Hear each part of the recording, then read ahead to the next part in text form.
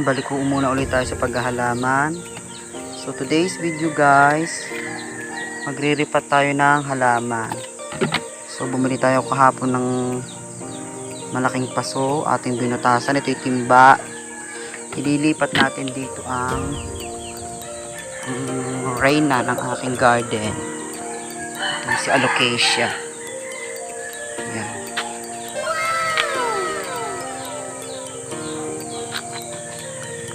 Sikip na siya sa kanyang lalagyan. Ililipat na natin siya dito.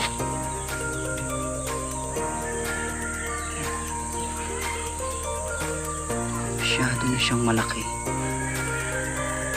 Sikip na ang kanyang plastic para makapanganak, para magkameron siya ng suwe. Ayan. Ililipat natin siya. Ano kanyang dahon? Malapat.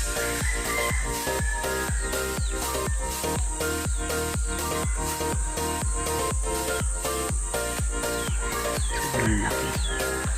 Ililipat natin siya.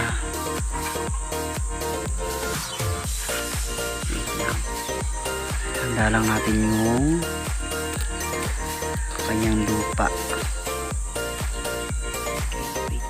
Ayan, itatransfer na natin siya. Ang aking reyna ng aking mga halaman. So dito natin ilipat. Meron tayong lupa. Naka-prepare na ating lupa.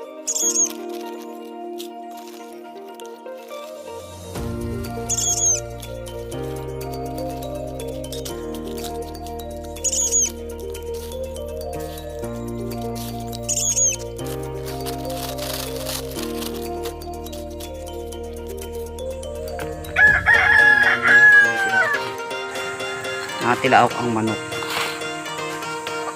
Tingnan natin siya ng konti. Kadali. Natin ililipat. So yan, ililipat na natin siya dito sa bago niyang taniman. Okay guys, wait lang.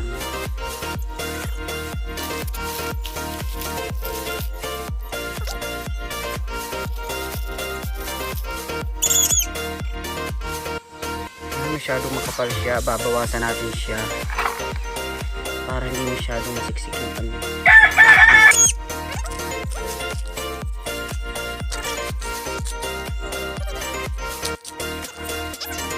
Ampun, ilipat na natin guys ang ating Alocasia.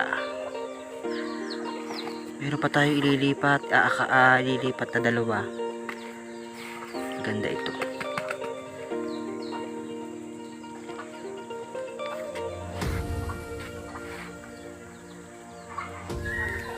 Kukunin pa natin yung dalawa ating ililipat. Meron pa siyang dalawa. Ito yung isa guys. Medyo maliit pa siya pero inilipat na natin sa malaking fat para siya ay mabilis makalabas yung mga ugat. Okay.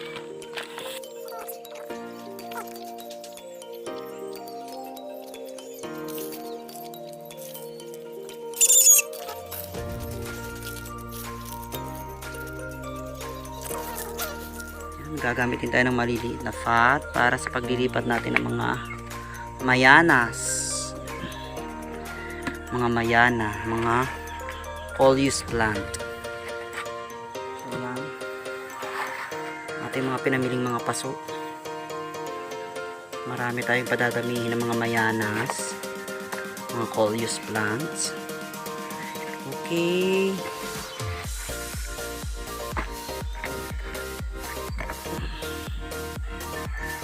Lagyan muna natin ang lupa isa-isa guys para tutusok lang natin yung mga bago nating itatanim na mayan.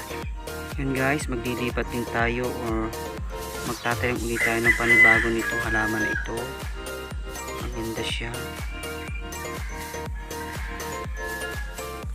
Atin po siyang ililipat. So yan, nakapagtanim na tayo ng dalawang mayana. Ililipat din tayo dito kasi siksikan na siya. Okay, natilaok ang manok guys. Yan po ang ating mga naitanim ngayon. Paghiwa-hiwalay na po natin. Yan po magandang mayana. Meron din po tayong aglonema. Yan. Para siyang philodendron birkin. Hawig siya pero aglonema po ito. Para lang siyang philodendron birkin. Kung hindi natin kayang bumili ng philodendron birkin, ito na lang. Magkasing hawig sila. Okay.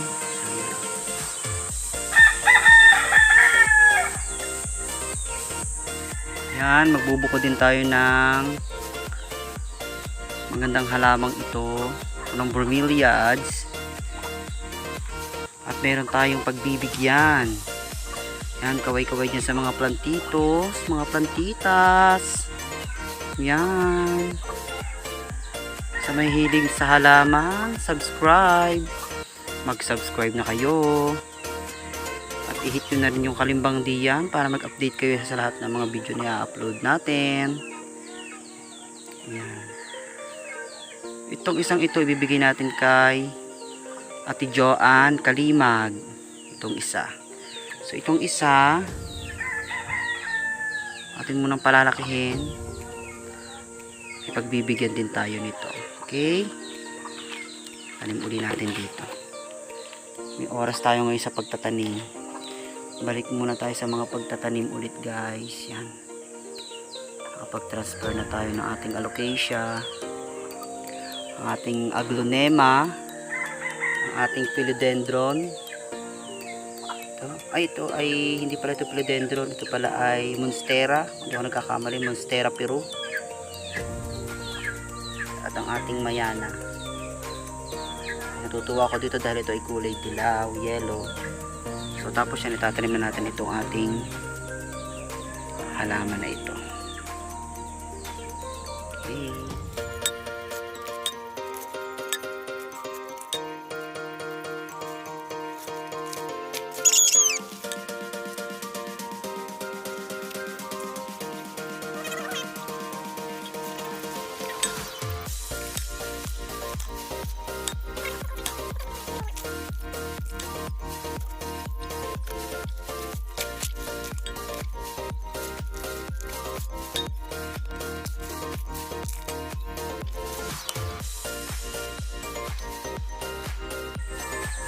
Okay po yan, yun na muna ang ating itinanim yung araw na ito. Sa ibang araw po uli, guys. Yan. Maraming ulit tayong mga naitanim. Ating alocasia. Mas lalaki pa ho yan kasi nasa malaki na siya nalagyan. Okay, guys. So, yun. Don't forget to subscribe. I-hit nyo na rin ang notification bell para ma-update kayo sa mga videos na i-upload ko. Salamat po. Okay. Atin na po silang didiligan.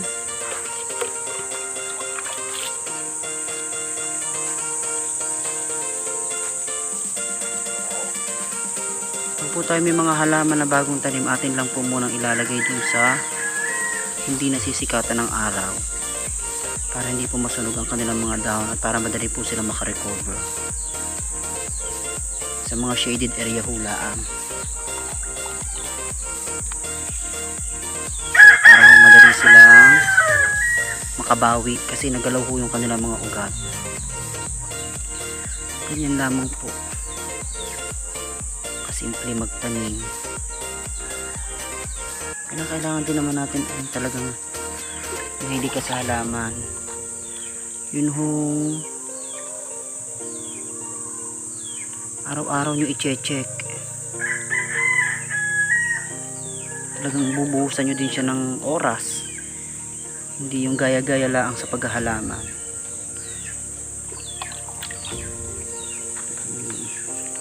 Okay siya.